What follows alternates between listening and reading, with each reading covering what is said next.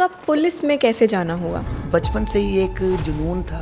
जुनून क्या था, क्योंकि मैं भी खुद झुग्गी झोपड़ियों में रहा हूँ। एक मैंने कहीं पे एक बात पढ़ी थी कि गरीबों की मदद उनको गरीब समझकर मत करना, उनको ज़रूरतमंद समझ के करना। कि जब मैंने वर्दी पहनी है तो मैं लोगों की सेवा कैसे कर सकूँ। कोई बोतल बिन रहा है, कोई टूरिस्टों से पैसे मांग रहा है, कोई बच्चियाँ गुटखे खा रही है।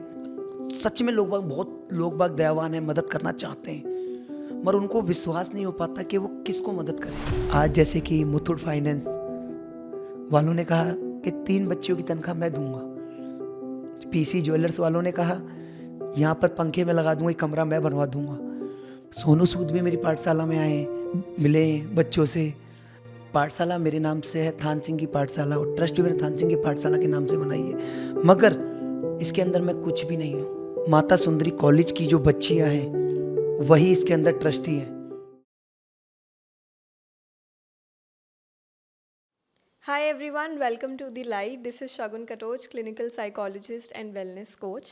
ये है हमारी पॉडकास्ट सीरीज़ जिसका नाम है ज़िंदगी अच्छी है, और आज हमारे साथ हैं मिस्टर थान सिंह जो है हेड कांस्टेबल दिल्ली पुलिस में। पर सिर्फ दिल्ली पुलिस में सेफ्टी के अलावा भी उन्होंने बहुत सारी चीज़ें करी हैं to make Delhi a safer place. आइए उनसे बात करते हैं। नमस्कार थान सिंह जी, बहुत शुक्रिया कि आप आज यहाँ पे आए हैं हमारे साथ में। आप हमें ये बताइए कि आपका पुलिस में कैसे जाना हुआ? मैम, सबसे पहले तो मैं आपको तहे दिल से धन्यवाद करना चाहता हूँ कि आपने मुझे बुलाया यहाँ पर। 2010 में मैंने दिल्ली पुलिस ज्वाइन करी, और मेरा एक सपना था वर्दी पहनने का, क्योंकि मेरे पिताजी का खुद का सपना था ये वर्दी पहनने का। जब उनका सपना ये टूटा तो उन्होंने सोचा कि मेरा सपना टूटा है तो मैं ज़रूर अपने बच्चे को ज़रूर वर्दी पहनाऊँगा। थान सिंह नाम बहुत इंटरेस्टिंग है, इसके पीछे क्या कहानी है? लोग, वैसे मेरा नाम थान सिंह है, लोग बाग मुझे थाना थाना बोलते थे। कई बार अपने पिताजी से मैंने झगड़े भी किए इस चीज़ को लेके कि पापा आपने क्या नाम रख दिया है। फिर आज सोचता हूँ कि मेरे माँ बाप ने मेरा जो नाम रखा है बहुत ही सोच समझ के रखा है। आज मेरी सभी कामयाबी के पीछे मेरे माँ बाप, मेरी फैमिली का बहुत बड़ा सपोर्ट है। आपने एक एनजीओ खोली है जिसका नाम है थान सिंह की पाठशाला, वो आपके दिमाग में कैसे आया? मैंने 2015 में ये पाठशाला चालू करी थी। बचपन से ही एक जुनून था। जुनून क्या था, क्योंकि मैं भी खुद झुग्गी झोपड़ियों में रहा हूँ। वो माहौल देखा हुआ है मैंने, किस तरीके से मेरे माँ बाप काम पे चले जाते थे सुबह सुबह। हमारे घर में टीवी भी नहीं हुआ करता था झुग्गियों में, तो बहुत कम लोगों के पास टीवी होता था। तो जब वो टीवी लोगों के पास घरों के दरवाजे पर बैठ के देखते थे तो कभी लोग बाग पर्दे लगा देते थे, कभी किस तरीके से भगा देते थे, चलो भागो यहाँ से। मैंने कभी भी हिम्मत नहीं हारी। जब मैं दिल्ली पुलिस में आया 2010 में, भर्ती हुआ, लाल किले पे मुझे पोस्टिंग मिली। पोस्टिंग मिलने के बाद, क्योंकि वो लाल किला मेरा एरिया था, और एरिया था तो मेरा एक ही मकसद था कि जब मैंने वर्दी पहनी है तो मैं लोगों की सेवा कैसे कर सकूं। जब मैंने देखा एक पार्क के अंदर एक लड़का वहाँ पढ़ रहा है, मैंने उसको उठाया वहाँ से। मैंने, भाई यहाँ से खड़े हो, यहाँ मत बैठो, यहाँ अलाउ नहीं है, आप अपने घर जाके पढ़िए। वो लड़का वहाँ चल दिया उस दिन। दूसरे दिन आया, फिर उठाया मैंने। तीसरे दिन आया, फिर उठाया मैंने।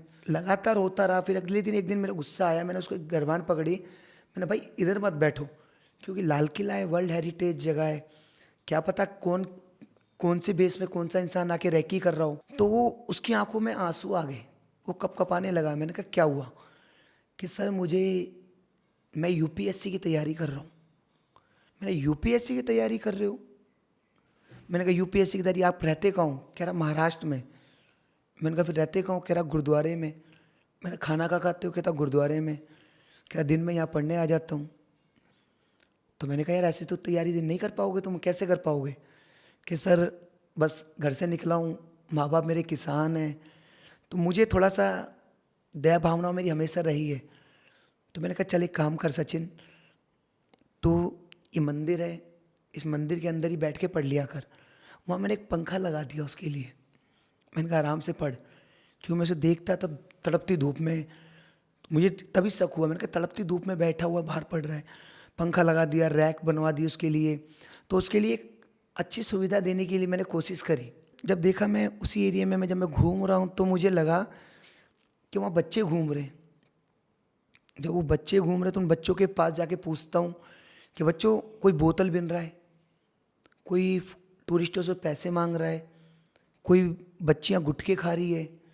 तो वो देखा मैंने, क्योंकि मैं भी उसी माहौल से निकल के आया था, वो माहौल मेरे सामने है। तो मैंने उन बच्चों को बुलाया बेटा। तो वो पहले तो पुलिस वाला देख के भाग गए। जब बच्चे मेरे पास आए तो बोले, हाँ अंकल जी बताओ। तो मैंने कहा बेटा, ये आप गुटखा खा रही हो, ये गलत है। कह रहे हैं हाँ अंकल जी गलत है। मैंने क्यों खाती हो? अंकल जी अब नहीं खाएंगे। मैंने कहा बेटा स्कूल? कह रहे अंकल जी गांव में है हमारा स्कूल। मैंने गांव में स्कूल है बेटा, तो यहाँ फिर कैसे? पता किया चौथी पाँचवीं क्लास में, मैंने उनसे पूछा तो कुछ नहीं बता पाए। कह रहे अंकल जी हम ऐसे ही पास हो जाते हैं बिना जाए स्कूल। मैंने कहा ये कैसा स्कूल है बेटा? तो मैंने कहा बेटा यहाँ तुम पढ़ना चाहते हो? तो उन्होंने कहा हाँ पढ़ना चाहते हैं अंकल जी। तो मैंने कहा पढ़ना चाहते हो तो चलो एक काम करता हूँ, कहाँ रहते हो? कि अंकल जी हम यहीं, हमारे मम्मी पापा यहीं काम करते हैं अंदर, और हम यहीं घूमते फिर। मैंने कहा चलो एक काम करता हूँ, मैं शाम को तुम्हारे घर पे आऊँगा।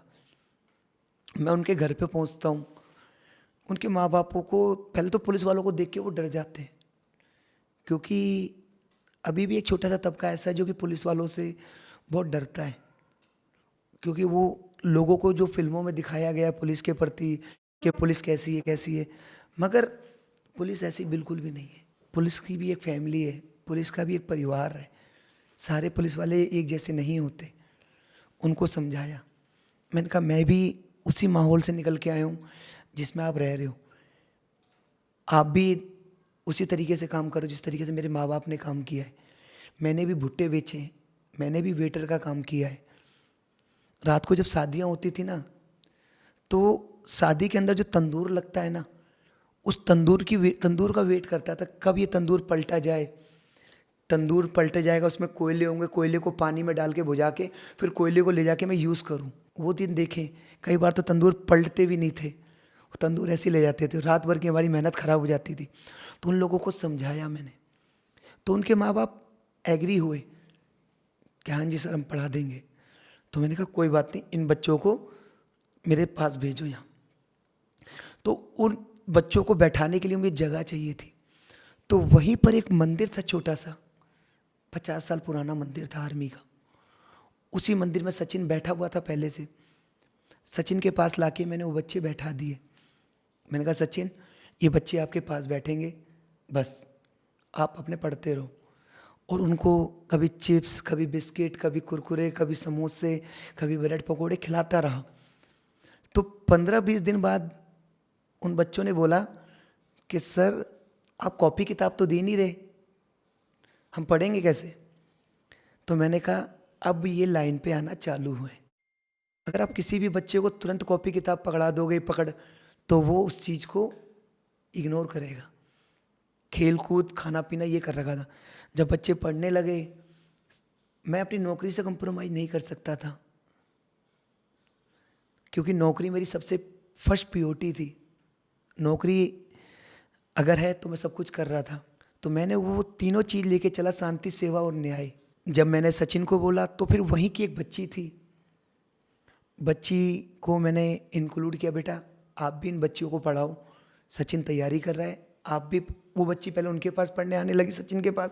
फिर मैंने कहा बच्चे आप इन बच्चों को पढ़ाओ साथ में, आपको मैं 500 रुपये महीना दूंगा, आपकी कॉपी किताब ये खर्चा के लिए काम आएगा। तो बच्ची एग्री हो गई। तो ऐसे करते करते मैंने इन बच्चों को आगे बढ़ाना चालू किया। बच्चों के लिए वो बहुत बड़ा एक वो था गिफ्ट। बच्चे बड़े खुश होने लगे, उनके माँ बाप भी खुश होने लगे कि हमारे बच्चे इधर उधर ना जाके एक अच्छे पढ़ रहे हैं। क्योंकि वो बच्चे 30-40 रुपये किसी से मांग के बोतलें बिन के इकट्ठे करते थे, उससे वो गुटखा खाते थे, कोई बीड़ी पीता था। तो वो चीज़ें मुझे उस चीज़ों को छुड़वानी थी। और मेरा उन बच्चों को पढ़ाने का ये मकसद नहीं था कि मैं किसी को हाय अल्लाह करूं, किसी को बताऊं ये चीज़ें। मैंने 2019-20 तक किसी को ये पाठशाला के बारे में नहीं बताया था। मुझे ये किसी को नहीं बताना, मुझे लगा मैं जब तक मेरी ड्यूटी है मैं कुछ ऐसा काम करूं जिससे कि इन बच्चों को अच्छी राह पर जा सके और मेरे से एक नेक कार्य हो सके। बच्चे पढ़ने लगे और इसी दौरान वो सचिन जो लड़का था जो यूपीएससी की तैयारी कर रहा था, जब मैं उसको सारे सामान ला के देने लगा, कपड़े देने लगा, सब कुछ देने लगा, तो मेरे घर पे मेरी वाइफ ने थोड़ा बोला कि तुम क्यों लड़के के चक्कर में पागल हो रहे हो, क्यों इतना कर रहे हो। कभी मैं उसे टैब ला के दे रहा हूँ, कभी कुछ दे रहा हूँ, कभी एग्ज़ाम है तो ये पकड़ बस कर, कभी बस का खर्चा। तो एक दिल में ये था कि यार मदद करूँ, एक बच्चा महाराष्ट्र से इतनी दूर तक यहाँ आया है तो इसकी मदद करना मेरा फ़र्ज बनता है। तो मैंने उसकी मदद करी उस बच्चे की। वो बच्चा पहली बार में उसने प्री क्लियर कर दिया, मेंस में रह गया। दूसरी बार भी यही हुआ। तीसरी बार वो जब इंटरव्यू में फ़ेल हो गया, तो उसने कहा सर अब मैं जा रहा हूँ यहाँ से। तो मैंने कहा क्यों भाई सचिन? मैंने कहा सचिन यार ऐसे मत जाओ यार, मैं आपके साथ खड़ा हूँ। कह रहा सर आप हो मगर आपकी भी फैमिली है, इन बच्चों का भी है, आप कब तक मेरे लिए करोगे? मैंने कहा यार जब तक मेरे मन ताकत है, मेरे में दम है, मैं आपके लिए कर रहा हूँ। मैं जब हिम्मत नहीं आ रहा तो आप हिम्मत क्यों हार रहे हो? नहीं, उसने कहा सर मैं जब तक अब आईपीएस या आईएएस नहीं बन के आऊँगा तब तक मैं आपके पास नहीं आऊँगा। तो सचिन इस तरीके से चले गया। तो जो लड़की थी उसको मैंने कंटिन्यू रखा, क्योंकि ये पाठशाला पहले लाल किले के अंदर ही चलाते थे। लाल किले के एक बहुत बड़े अफसर, उन अफसर का ट्रांसफ़र हुआ, वो पाठशाला वो उनके अंदर वही उनकी वाइफ पढ़ाती थी, वो बंद हो गई। तो मैंने उस चीज़ को कंटिन्यू किया। जब मेरे लॉकडाउन के अंदर मैंने इन बच्चों को क्वारंटाइन कर दिया, लोगों जब मैसेज आया कि लोगों को रोडों पे नहीं जाने देना, काम धाम बंद हो गए लोगों के पास, क्योंकि डेली बेस के मजदूर थे, खाने के लिए इनके पास वो नहीं थे। तो मैंने अपने अफसरों से बात करी, मेरे अफसरों ने इन लोगों के लिए यानी कि चांदनी चौक के कई लोगों के साथ मिलकर इन बच्चों के लिए खाने पीने की व्यवस्था करी। और हमने उसी दौरान पाठशाला भी अपनी कंटिन्यू रखी, खेल कूद रखा, पाठशाला कंटिन्यू रखी। तो मेरे अफसरों को जब एएनआई न्यूज़ इसको कवर करती है तो मेरे अफसरों को पता चलता है कि थान सिंह कोई पाठशाला भी है आपकी। मैंने कहा हाँ सर बिल्कुल है पाठशाला सर। कह रहे सच बताना, कहीं ये ऐसा तो नहीं कि खाली फ़ोटो खिंचवाई और वो वाली पाठशाला हो। मैंने कहा सर आप खुद जाके पता कर लीजिए। सर ने 2-3 स्टाफ को भेज के पता करवाया, उन्होंने विश्वास हुआ, अरे ये तो बहुत अच्छा काम है। उन्होंने मेरे पुलिस कमिश्नर साहब को मैसेज पहुंचाया, उन्हें पता चला तो उन्होंने कहा आपको 1 बजे पुलिस कमिश्नर साहब के पास जाना है। मैं पुलिस कमिश्नर साहब के पास जाता हूं तो उन्होंने मेरी पीठ थपथपाई, उससे मेरा हौसला और मजबूत हुआ। जब मेरा हौसला और मजबूत हुआ, मेरे अंदर और ताकत आई। ताकत आने के बाद मुझे लगा कि मुझे अब इसको अच्छी तरह करना है। जो मेरे पास 5, 10, 15, 20, 25 बच्चे थे, बच्चे बढ़ गए, क्योंकि कौन सा माँ बाप ऐसा है जो चाहता है कि मैं अपने बच्चों को ना पढ़ाऊं? हर माँ बाप चाहते हैं। अब मेरे पास शिक्षा थी, प्रमाण नहीं था।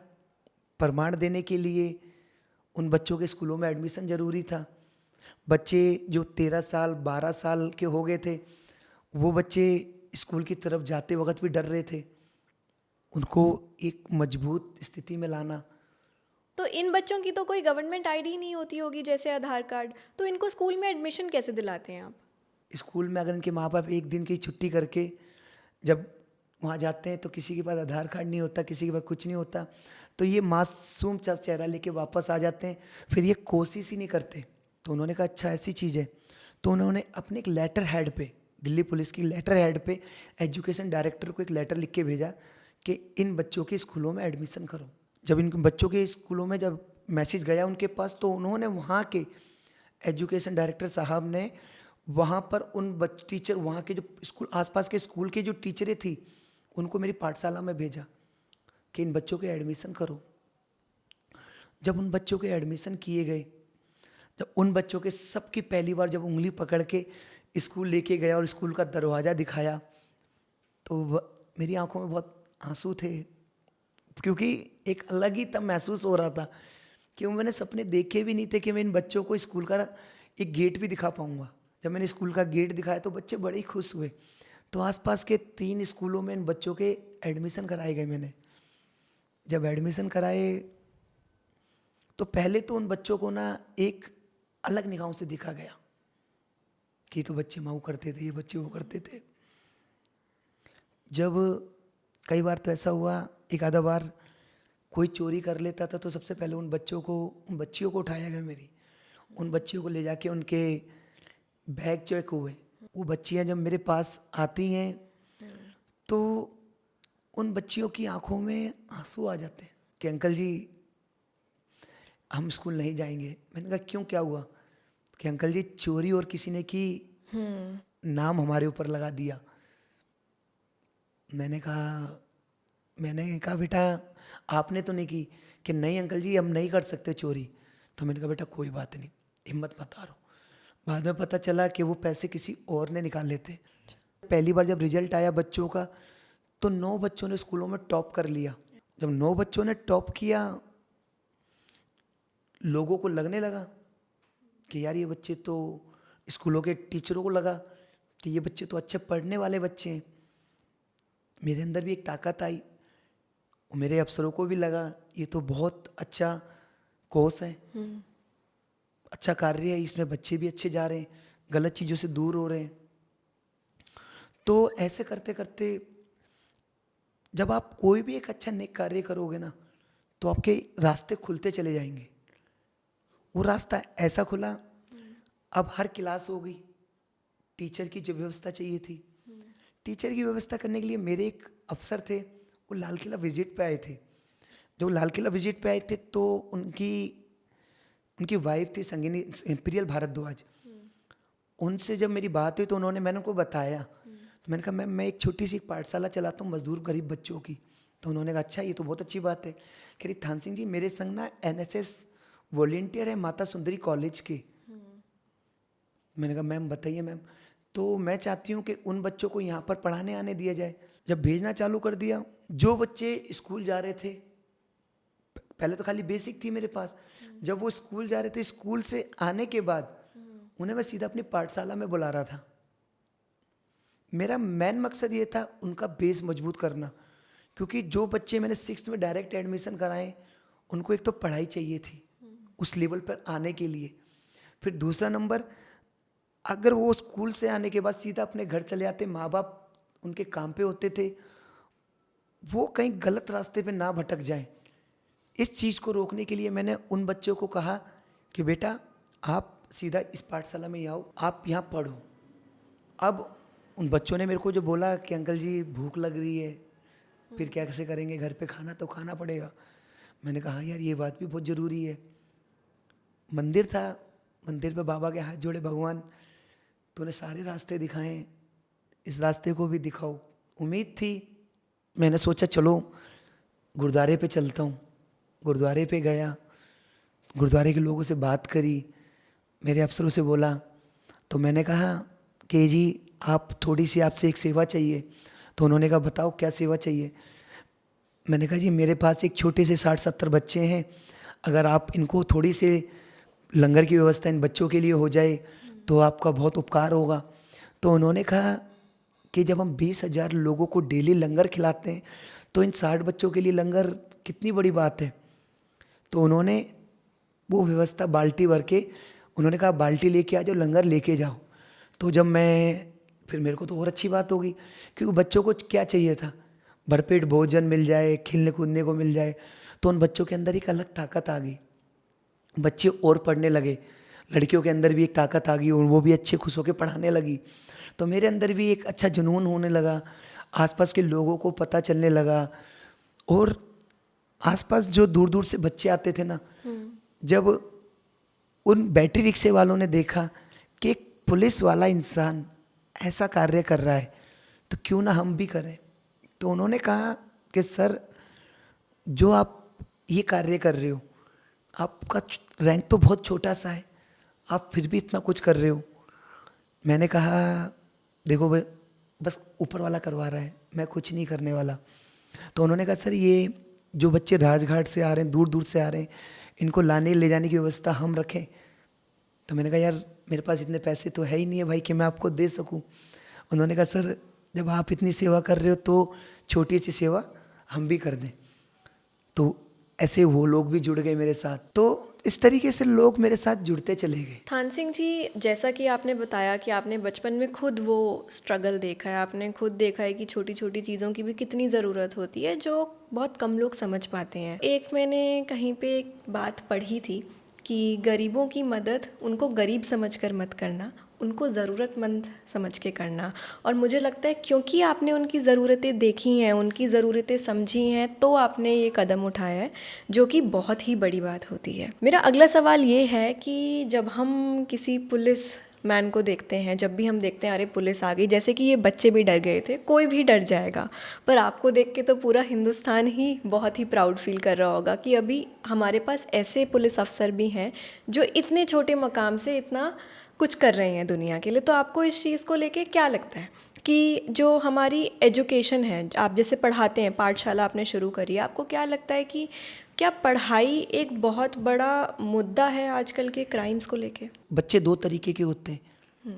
एक बच्चा वो होता है जो बिल्कुल पढ़ना ही नहीं चाहता, उसको चाहे आप जितनी मर्जी कोशिश कर लो वो नहीं पढ़ेगा।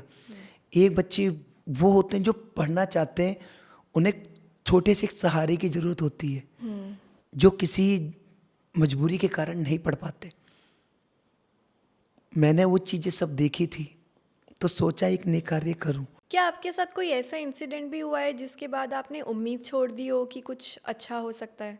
जिस जगह पर वो रहते थे, वहाँ पर जब पार्क बना, उन लोगों को वहाँ से हटा दिया गया। उन बच्चों को अपने सामने ही, वो बच्चे अफसर खड़े हुए थे सारे मेरे, वो बच्चे मेरी तरफ देख रहे थे, मैं अपने बच्चों की तरफ देख रहा था। आंखों में आंसू थे, मगर बोल नहीं सकता था किसी से। पुलिस वाले भी मेरी तरफ ही देख रहे थे कि थान सिंह के बच्चे हैं ये, तो जो स्कूल जा रहे थे। क्योंकि मैंने उन बच्चों को ऐसा मैनर्स सिखा दिया था कि हर वर्दी की रिस्पेक्ट करना, सबको अंकल जी नमस्ते, अंकल जी नमस्ते। अब उनके दिल में ये था कि ये सब पुलिस कर रही है। मैं उनको कैसे बता सकता था बेटा इसमें पुलिस कुछ भी नहीं है। मैंने कहा, कई बच्चे अपना बैग उठा के, जिसमें वो शिक्षा की मैंने डोर बांधी थी, वो शिक्षा की डोर लेके अपने गांव की ओर चल दिए। जाते वक्त भी उनका एक चेहरा मेरे पीछे और देखते हुए जा रहे थे कि अंकल जी क्या कोशिश करें। अकेला इंसान था, कितनी कोशिश करता। जिसको विश्वास था मेरे ऊपर वो रुक गया। बारिश पड़ रही थी, मुझे बुखार हो गया था, बुखार भी बहुत तगड़ा हो रखा था। जब घर पे गया, भाई बोली बुखार हो रहा तुम्हें, ड्यूटी नहीं जाओगे? मैंने कहा ड्यूटी तो जाऊंगा यार, क्योंकि अभी मेरी ज़रूरत उन बच्चों को है। बच्चे छोटे से बैरिकेड के ऊपर तिरपाल लगा के बैठे हुए थे। बस देखते ही गोली खा के पहुंच गया वहाँ बच्चों के पास, बुखार ठीक हो गया। फिर इधर उधर भागता रहा, कहीं जहाँ जाता वहाँ पर ही लोग ऐसे करते जैसे कि कब्जा कर लेता। हाथ जोड़े कई लोगों के, बावर्दी जा के हाथ जोड़े लोगों के। तो उस समय मुझे बहुत बड़ा झटका लगा जब देखा कि लोग बाग मदद करने की जगह ना, एक अलग दुनिया है लोगों के अंदर। लोग बढ़ावा देने की जगह लोग उसको नीचे गिराने की कोशिश करते हैं। देखी कई जगह, मैंने एनजीओ ट्रस्ट वगैरह कई जगह देखी। लोगों के पास गया, लेटर एड भी लिख के आया, CPWD से बात करी मैंने थोड़े दिन। मैंने कहा सर इनको थोड़े दिन के लिए रहने दो, इनका जब इंतज़ाम हो जाएगा। तो उन्होंने कहा ठीक है। फिर वहाँ पर तुरंत ही उन्होंने वकील बुला लिए, हंगामा कर दिया। फिर उन बच्चों को वहाँ से उठा के वहाँ से करना पड़ा। तबीयत खराब, घरवाली कहे कि तुम आराम कर लो, बुखार तुम्हें डेली हो जाता है, तुम क्यों जब तुम ही ठीक नहीं रह पाओगे तो तुम क्या करोगे? वहाँ पर वो बच्चों की आस मेरे ऊपर थी, अब मैं आस कैसे छोड़ता। फिर कुछ लोग मेरे भी थे इसमें, जिन्होंने आसपास के एरिया में बोल दिया कि इनको जगह मत दिलवा देना, ये मौका है इसको भगाने का। तो उस समय तो मैं ऐसी हिम्मत हार गया था, मैं बता ही नहीं सकता आपको। रोता था डेली मंदिर में जाके कि भगवान, मैंने सपने में दिखाए कि उन बच्चों को, क्योंकि वो सपने दिखाए थे तो पूरा करना भी तो मेरा कार्य था। वही बात है, भगवान जब एक रास्ता बंद होता तो दूसरा रास्ता जरूर खोलता है। और मैं पाठशाला ही मैंने मंदिर में चलाई थी, उस भगवान ने ही कहा था कि तू इस कार्य नेक कार्य को इस मंदिर में ही करो। मैं कहता हूँ मंदिर में शिक्षा से अच्छा बढ़िया चीज़ और कुछ नहीं होती। मैंने उन बच्चों को शिक्षा दी, हिम्मत हार गया। मैंने कहा यार, जब मुझे पता चला कि मेरे कुछ लोग ऐसा बोल रहे हैं तो मुझे बड़ा ही धक्का पहुंचा इस चीज़ का। फिर मैंने आसपास के एरियो से बात करी। मैंने कहा इनको थोड़ा सा चाहे कैसे भी करके, मैंने करते करते थोड़े लोगों को सेटल कर दिया। फिर जो चीज़ मैंने सोचा था कि अब ये सब कुछ ख़त्म, पाठशाला बंद, फिर एक नई शुरुआत दोबारा करी मैंने। डेढ़ महीना लगा, फिर एक नई शुरुआत करी मैंने। फिर नई शुरुआत करी, मैंने उन आसपास के लोगों वालों को बोला भी था। मैंने कहा इनके एग्ज़ाम है, थोड़े दिन रहने दो इन बच्चों को, एग्ज़ाम हो जाएंगे। उन बच्चों के सामने इतना स्ट्रगल था ना, उन बच्चों ने इतना देख लिया था ना, उन बच्चों के अंदर एक जुनून था कि अंकल जी अब आप चिंता मत करो, हम करके दिखाएंगे। उन बच्चों को अपने माँ बाप से ज़्यादा स्ट्रगल मेरा दिख रहा था, और उन माँ बाप को भी भरोसा मेरे ऊपर ही था कि हमारे लिए अब ये बच्चे हमारे नहीं, अब ये इनके। क्योंकि वो बच्चे ना केक भी मेरे बिना नहीं काटते थे। तो काफ़ी चीज़ें ऐसी होने लगी मेरे सामने कि मैं सोच सोच के हैरान होने लगा। मैंने कहा यार कैसी दुनिया है, दिखती और है करती कुछ और है। जब उन बच्चों ने पेपर दिए, उन बच्चों का रिजल्ट आया तो 20 बच्चों ने स्कूलों में टॉप किया। जो आसपास के स्कूल वाले ये कहते थे ना कि हमारे स्कूल में एडमिशन, शुरू में जिन बच्चों को निगाहों से दिखा था, आज आसपास के स्कूलों से फ़ोन आते हैं कि इन बच्चों को हमारे स्कूलों में एडमिशन दो, कुछ बच्चों को हमारे स्कूलों में एडमिशन दो। मैं कहता हूँ ना कि बच्चे, हर बच्चा क्रिमिनल नहीं होता। अगर उनको सही राय, सही रास्ता मिल जाए ना तो सही बच्चे भी हो सकते हैं। जब रिजल्ट आया, एक बच्चे के 6th क्लास में वो बच्चा 85% ला के फर्स्ट पोजिशन पे आता है। जब वो फर्स्ट पोजीशन पर आता है ना, जो बच्चा शुरू से पहली क्लास से 5th क्लास तक फर्स्ट पोजीशन आता है वो सेकंड पे आ जाता है, तो उसके पिता उस बच्चे के एक चाटा मार देते हैं। वो कहता है ये बच्चे फर्स्ट आ रहे हैं जिनके पास कुछ भी सहूलियत नहीं है। जब वो रिजल्ट लेके अपने माँ बाप के पास जाता है ना, क्योंकि उसके पिता वहीं पर साफ सफाई करते हैं, उसके पिता के अंदर आंखों में आंसू थे, फूट फूट के रो रहे थे। कह रहे बाबूजी आज मेरा लड़का फर्स्ट आया है। मैंने फर्स्ट आया तो ये तो खुशी की बात है, तो मेरा रो क्यों रहा है? कि बाबूजी ये खुशी के आंसू है, मैंने कभी सोचा भी नहीं था कि मेरा बच्चा दिल्ली में आके 85% नंबर ला सकता है। एक बच्चे के 90% नंबर आए 8th क्लास में। वो बच्चियाँ जो कभी पढ़ नहीं सकती थी, वो बच्चियाँ जो इनकी छोटी उम्रों में शादी हो जाती थी, उन बच्चियों को मैंने एक सपना दिखा दिया। उन बच्चियों को मैंने एक हिम्मत दे दी कि बेटा आप पढ़ो, मैं आपके साथ हूँ। उन बच्चियों को जिनकी 14 साल की उम्र में शादी हो जाती थी, उनके माँ बाप को समझाया। कॉलेज की बच्चियों को भेजा कि इनको समझाओ, उन्होंने उनको समझाया। मैंने कहा मैं तुम लोगों के साथ खड़ा हूँ। मैंने कहा आप इनकी छोटी उम्र में शादी कर देते हो, 15 साल की उम्र में इनके पास हाथ में बच्चा, 16 साल की उम्र में इनके हाथों में तसले हो जाते हैं। मैंने कहा क्यों? मैंने जब उनका पता करता हूँ ना, तो उनकी पीछे पूरी पीढ़ी कोई पढ़ी लिखी नहीं है। शिक्षा तो इनके लिए बहुत बड़ा वरदान था।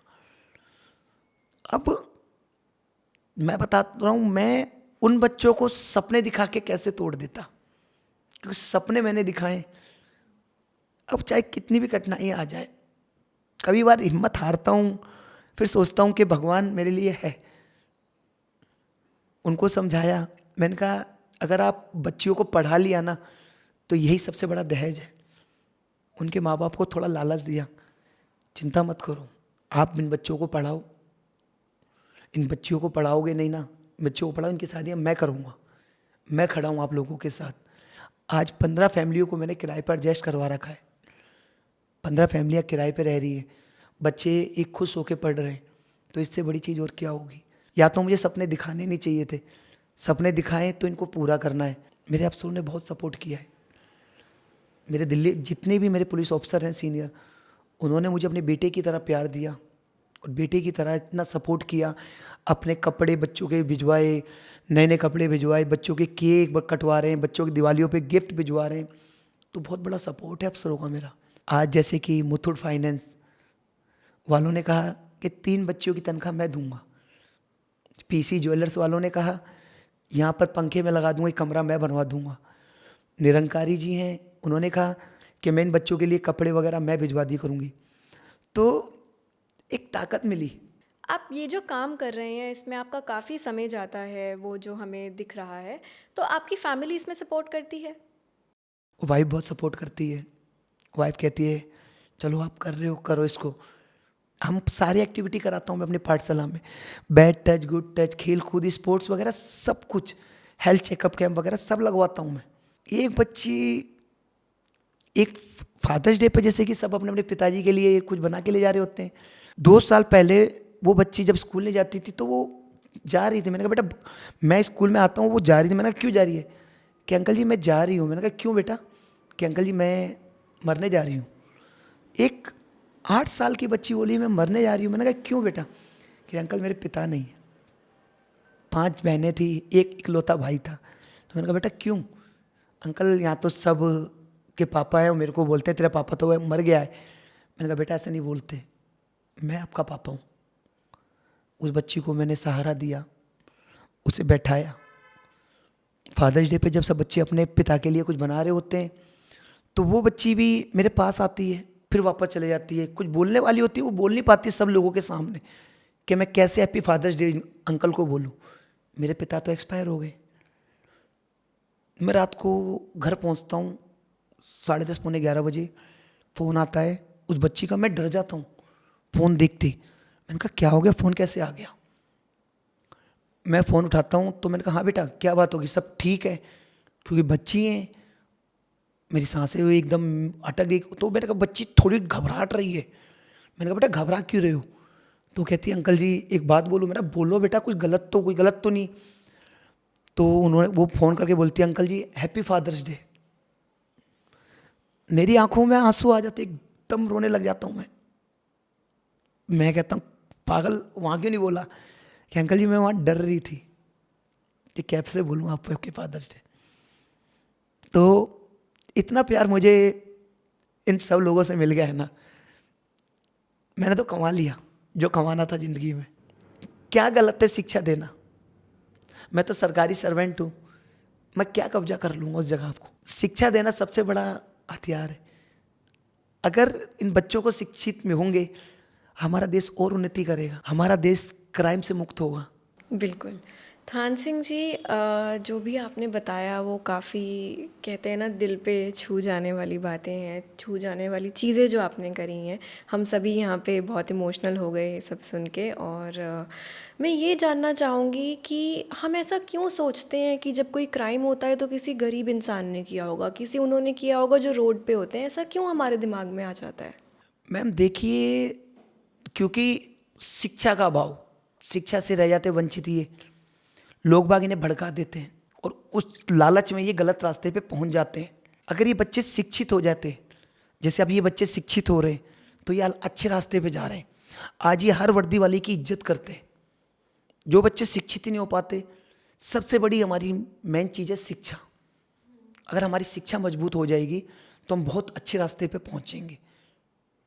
तो यही एक सबसे बड़ा मेन कारण है।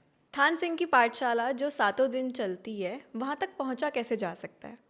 मैम लाल किले के पास आपने चांदनी चौक सुना, जहाँ पर शीशगंज गुरुद्वारा, जहाँ से उन बच्चों का लंगर आता है, पर लाल किला की एक पार्किंग है T5, वहीं पर है मेरी पाठशाला। और एडमिशन DCP मेरे सागर सिंह खलसी, वो भी 6 से। तो यानी कि हमेशा इस कौम ने मेरा साथ दिया। अगर कोई आपकी हेल्प करना चाहे या डोनेशन करना चाहे तो वो आपकी मदद कैसे कर सकते हैं? कैसे हम वहाँ तक पहुँच सकते हैं? मैम थान सिंह की पाठशाला आप मेरा देखोगे, वेबसाइट भी है मेरी, उस पर नंबर लिख रखा है। उन बच्चों को अभी हमारी ज़रूरत है, मिलकर करते हैं इस काम को। मैं तो एक रास्ता बनाऊं, टीम आपको बनानी है। और मैं आप लोगों के माध्यम से यही कहूँगा कि इस कार्य को और बढ़ाएं। आज थान सिंह की पाठशाला यहाँ है, कल आप भी अपनी एक पाठशाला वहाँ बनाएं। हम जैसे काफ़ी बार सोचते हैं कि किस ट्रस्ट पे ऐसे भरोसा करें, क्योंकि आजकल काफ़ी जगह स्कैम भी हो रहे हैं, तो लोगों का ना ट्रस्ट करना बड़ा मुश्किल हो गया है ट्रस्ट पे ही। तो फिर आप कैसा बताना चाहेंगे कि वो ट्रस्ट किस नाम पे है, क्या करती हैं? देखिए जी, पाठशाला मेरे नाम से है, थान सिंह की पाठशाला, और ट्रस्ट भी मैंने थान सिंह की पाठशाला के नाम से बनाई है। मगर इसके अंदर मैं कुछ भी नहीं हूँ। माता सुंदरी कॉलेज की जो बच्चियाँ हैं वही इसके अंदर ट्रस्टी हैं, जो पास आउट होके चली गई हैं बच्चियाँ, क्योंकि वो बच्चियाँ उन बच्चों से घुल मिल गई हैं, उनकी फैमिलियों से घुल मिल गई हैं, और वही इंसान जान सकता है जो उनके अंदर रह सके। तो मैंने ये ट्रस्ट उस बच्चियों के नाम ही बनाई है जो कि माता सुंदरी कॉलेज की थी, और चाहता तो मैं अपनी फैमिली के नाम भी बना सकता था, अपने बच्चों के नाम भी बना सकता था, पर मुझे ये नहीं बनानी है। आप सब लोगों को धोखा दे सकता हूँ, बस ऊपर वालों को धोखा नहीं दे सकता। मैम देखिए, मैंने बताया था, लाल किले के पास एक पार्किंग है, वहाँ एक छोटा सा मंदिर है। आपको पता होगा चांदनी चौक है, जहाँ पर सारे धर्म के मंदिर है, जैन मंदिर, गुरुद्वारा, शीशगंज गुरुद्वारा, और चर्च है, और फिर फतेहपुरी मस्जिद है। तो उस जगह पर मेरी पाठशाला है। वहीं पे किसी से पता कर लेना थान सिंह की पाठशाला कहाँ है। और मैं चाहता हूँ आप ऐसे डोनेट ना करो, आप आओ, देखो, क्योंकि जो दिखेगी ना चीज़, हकीकत में मैं यही कहता हूँ, सबसे पहले आप आओ, उन बच्चों से मिलो। आपकी कहानी शुरू हुई थी मंदिर से, फिर गुरुद्वारे से खाने का सपोर्ट आया, और फिर मस्जिद के पास ही आपकी ये पाठशाला है। आपने तो पूरे भारत को साथ में जोड़ रखा है। आप इतनी मेहनत करते हैं, तो क्या देश के या देश के बाहर के लोग भी आपको सपोर्ट करते हैं? देखिए मैम, मेरे पास एक, जैसे कि मिस वर्ल्ड आई थी 40 अच्छा। कंट्रियों की मिस वर्ल्ड आए, उस समय मेरे पास कुछ भी नहीं था। फिर उसके बाद जब मेरी जर्मनी में ये खबर छपी, तो जर्मनी से एक डेलीगेशन आता मेरी पाठशाला के लिए, काफ़ी बड़े बड़े लोग थे, तो उन्होंने मुझे 3,000 यूरो देने के लिए कहा। तो मैंने कहा नहीं, मैं ये नहीं ले सकता, क्योंकि मेरे पास कुछ भी नहीं था। क्योंकि अगर मैं 3,000 यूरो ले लेता तो मैं, लोग बाग ये कहते कि बहुत पैसा ले लिया, तो मेरे को बदनाम कर देते, और बदनामी से बहुत डर लगता था। उनको मैंने हाथ जोड़ के मना किया, तो उन्होंने कहा मना क्यों कर रहे हो। मगर लोगों ने ये ठान लिया था, क्योंकि जर्मनी के अंदर एजुकेशन बहुत बड़ी चीज़ है, तो वो वहाँ जाने के बाद उनका पर फिर फ़ोन आता है, फिर मेरे से कांटेक्ट करते हैं कि आपने पैसे नहीं लिए, कोई बात नहीं, आप सामान तो ले सकते हो। तो मैंने कहा ठीक है। तो उन्होंने 10 लैपटॉप, एक टीवी, प्रोजेक्टर, टेबल, ये वगैरह सारी चीज़ें भिजवाई। सोनू सूद भी मेरी पाठशाला में आए, मिले बच्चों से, तो यानी कि काफ़ी सेलिब्रिटी उन बच्चों से मिले। मेरा इन सभी सारे सेलिब्रिटियों से मिलवाने का मेन मकसद यही है, उन बच्चों के अंदर एक ताकत आ जाए, उन बच्चों का मोटिवेशन और मजबूत हो जाए, बच्चे और मोटिवेट हो जाए कि हमें करना है, हम लोगों के साथ इतने सारे लोग जुड़े। और मेरी वर्दी का सबसे बड़ा पॉइंट यही है कि बच्चे को अंदर एक कॉन्फिडेंस है। मैं सिर्फ बच्चों को सिर्फ एक ही चीज़ कहता हूँ कि हमें शुरुआत 1 से करनी है, 0 से नहीं। और आज यही वो चीज़ है जो 1 नंबर 90 नंबर के ऊपर में बदल रहा है। अगर आप डोनेट करना चाहते हैं तो इस वीडियो के थ्रू से आप कर सकते हैं, और हम आपको स्क्रीनशॉट भेजेंगे कि वो सही जगह पे उनके पास पहुंच गई है एज इट इज़ डोनेशन। और अगर आप चाहें तो इस लिंक पे क्लिक करके आप डायरेक्टली उनको भी डोनेट कर सकते हैं, एंड आप हमें शेयर कर सकते हैं स्क्रीनशॉट, ताकि हम रीवेरीफाई कर लें कि वो उन तक पहुंच गया है। तो ये थी थान सिंह की पाठशाला की कहानी। I hope you liked it. और अगर आपको और लोग पता हैं ऐसे जिनकी कहानियाँ बहुत इंस्पायरिंग होती है पर वो ज़्यादा लोगों तक पहुँचती नहीं है, तो ज़रूर कमेंट करिए और हमें बताइए, हम उस पर ज़रूर वीडियो बनाएंगे। Thank you so much for watching. I will meet you in my next video.